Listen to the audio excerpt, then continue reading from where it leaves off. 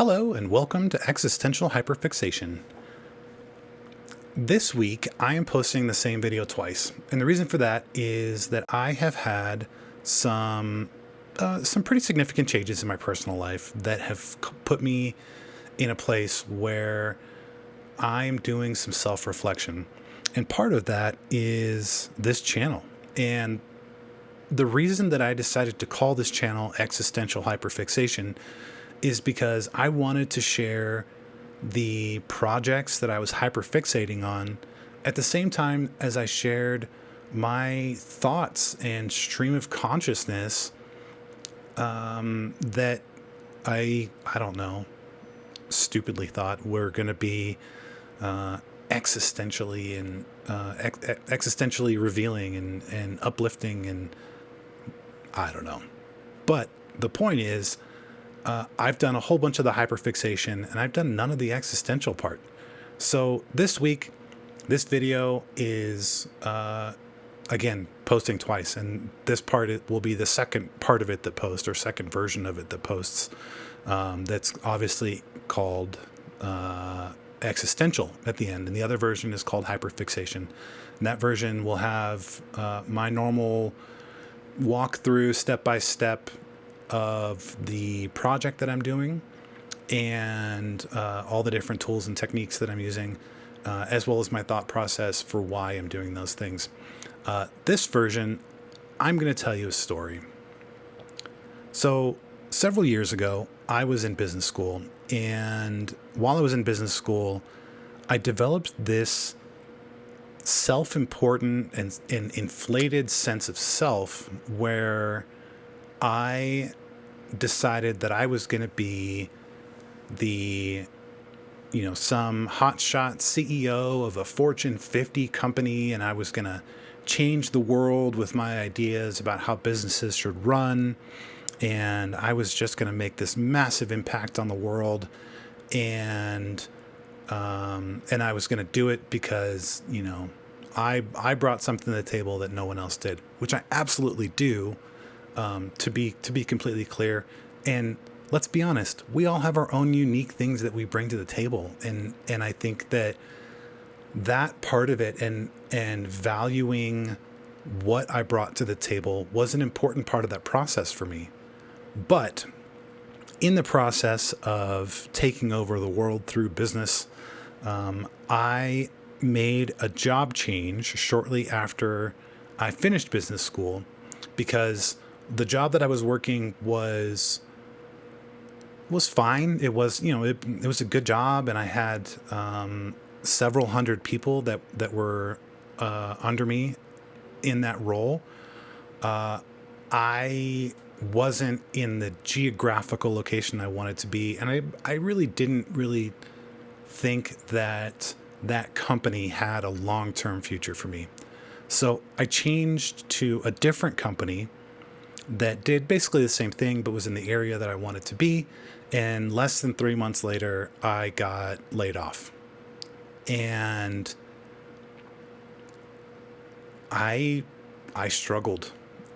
I struggled a lot with handling that transition, to the point where I didn't tell anyone that I'd lost my job. Because at that point in my life, I thought that my value to my partner and to my family and to my friends was in the position and income that I brought to the table. And so I went over a year holding on to this secret and pretending like everything was fine, and going through the motions, but really lying to everyone in my life and lying to myself.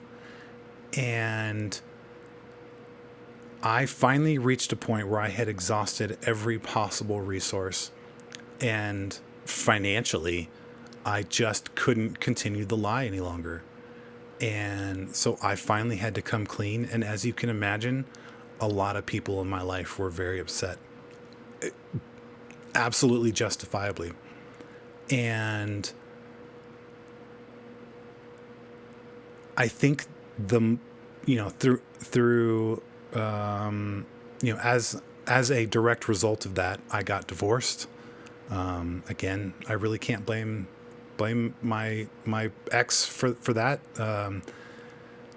Despite my own personal reasons for why I did what I did, it's tough to be with someone who would hide something that big from you for that long. So I get it. But through that whole process, not necessarily the process of lying to everyone for a year, but the process of coming to terms with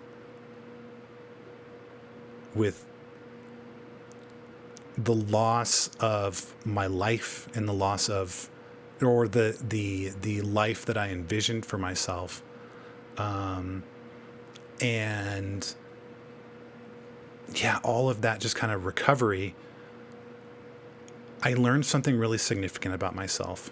And what I learned was, first and foremost, what's actually important to me. I've thought a few times about putting this story, among many others, down into a book. And my thought was, or has been, that if and when I write that book, I want the title to be Give Up. Because the act of giving up all of those expectations for myself helped me to reset my mental state and helped me to understand what's actually important and what matters to me and what things I enjoy and what things I don't enjoy. And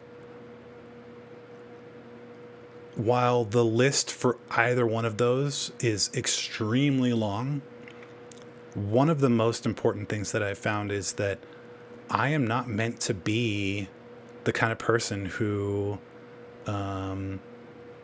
manages all of the politics and minutia and fluorescent lights that come with working in that type of a corporate position. As a matter of fact, since then, that was before the global pandemic that changed all of our lives. And since all that happened, I did end up in another corporate position where I wasn't working with anyone under me. I didn't have any kind of leadership responsibilities for most of my time. But what I did have was kind of that expectation that I'd be in the office, and I did have a team that I very much enjoyed working with. And it's normal office politics, and there's always going to be that. But learning to push through and understand that I could make an impact and a difference through the work that I was doing, even if it was at a big company. And so I took on some extra responsibilities and kind of helped organize some events for causes that mattered to me within that corporate structure, and was fortunate enough to have a manager who supported me exploring those, and was able to not only develop some skills as a person and as an employee, but also I was able to kind of fine tune again those things that mattered to me. And to be completely honest, I don't think I'm ever going to reach a point where I've nailed down a specific list of these are the 10 things that are the important things in my life. My list changes all the time, and that's perfectly okay. Doing something like this, making YouTube videos, is something I never thought would ever even come as a like a possibility of something I'd be interested in. But as I do more and more of them, I find that I enjoy documenting my process. I find that I enjoy sharing the projects that I make. I enjoy reading the comments that I get and working on all of the different aspects of making videos, because making, painting this model is one set of skills, but then filming my painting the model is a different skill set. Once I've got all the footage done, putting it into my computer and editing it, that's a very different set of skills that I'm still very, very much learning. And I've got a long way to go, but I'm very much happy with kind of the improvements that I've made over the last few months. And doing these voiceovers. I mean, I don't work off of the script. I probably should, because there's a lot of rambling and there's a lot of ums and a lot of blank space, but I enjoy the organic nature of how I do these. And so I think for the foreseeable future, it's just going to keep going how it's going unless, something drastic happens. I don't see any reason why this part of this process would change for me. But all of that goes to, had I never been forced into the position of, and had I never forced myself, I guess is probably a better phrasing there, but had I never forced myself into the position of taking on a role with a company who, in hindsight, was not in a position where I should have been there, but taking that on because it was where I wanted to be. And I got so hyperfixated and laser focused on, well, I have to be in this place to be happy and to continue my journey and to grow into the person that I want to be. If I had never made that mistake, I wouldn't have ended up where I am. And so as much as it sucked and as much as it caused a lot of pain for a lot of people, obviously including myself, and I very much regret causing that pain, I also am kind of happy that I did cause that pain, because where I am in my life now, I am so much happier than I ever thought I would be with my other kind of career path and life path. So I guess the point of this ramble and the point of this story and the point of me sharing this with you is related to how I've done this model and how I've done this painting in a much smaller scale. When I first got this model, I just assumed that I would do a standard red paint job with, some darker highlights. And I watched videos from people like Vince Venturella, who is just an amazing painter. And I thought, okay, he's got some techniques in there that I absolutely have no idea how to do those, but I can definitely give it a shot and I can see how it goes, and I can try to mimic this process. But I think if I had done that, I would have been following someone else's path for this model. And that relates very directly to following someone else's path or someone else's idea of a path for my life. And that's how I ended up in the situation that I ended up in. And this version of this model is nowhere close to anything I ever would have expected to put onto video and put onto my shelf when it's all done, in a state where I'm pretty happy with it. It's not perfect, but that's okay. I'm very much still learning a lot of processes and techniques and tools on how to do different types of effects and paint schemes on the things that I make. And I'm very much learning how to make things. I mean, the sculpting that I did on this was the first time I'd ever done that before. And it's definitely not perfect, but I think it came out really good. I'm really happy with it. And so I guess the lesson here for me, and maybe hopefully you'll get an inkling of I don't know, drive or desire or idea out of my sharing all this with you. But the hope is that you just continue moving, and sometimes just moving is more than enough. You don't have to be moving forward. And sometimes in life, we absolutely have to take steps backwards. The wings on here, I painted 2, maybe 3 times before I got them to this state.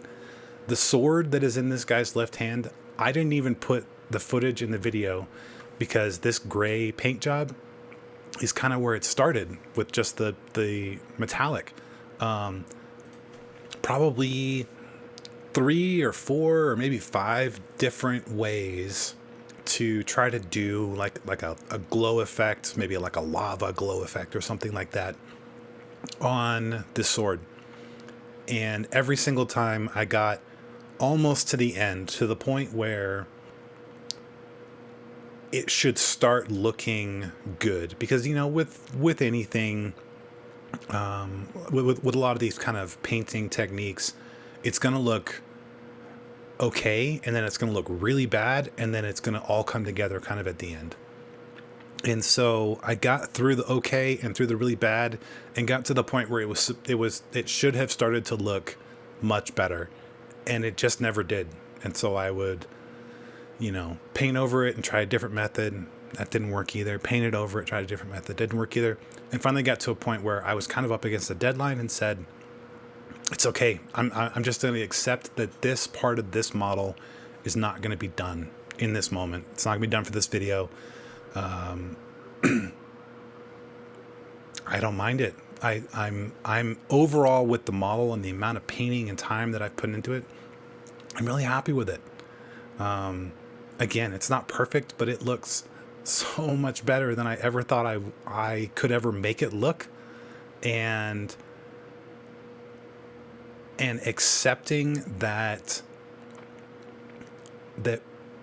we don't have to be done as people. We don't have to be in our final state to be amazing. Whatever you are right now is amazing because you're here and you're continuing to meet each day head on, whatever that means for you. The fact that you're still doing that is, I'm just really proud of you. I'm really proud of me too. And even that's really hard for me to say that I'm proud of myself. I truly appreciate all of the people that are in my life, not only for the joy and positivity that they bring to me, sometimes for the pain in my butt that they bring. Because sometimes we all need to get kicked in the butt to get moving. Or maybe we just need to get kicked in the butt to stop moving. But whatever you need, find a way. Find a way to keep moving. Find a way to stop moving. Find a way to bring the people and things into your life that you actually need. And if that means that you need to give up on those lofty goals and expectations for yourself, then it's okay. It's okay to give yourself a reset button so that you can find what in your life truly matters. I hope you enjoyed this video. I know it's very different from what I've done in the past.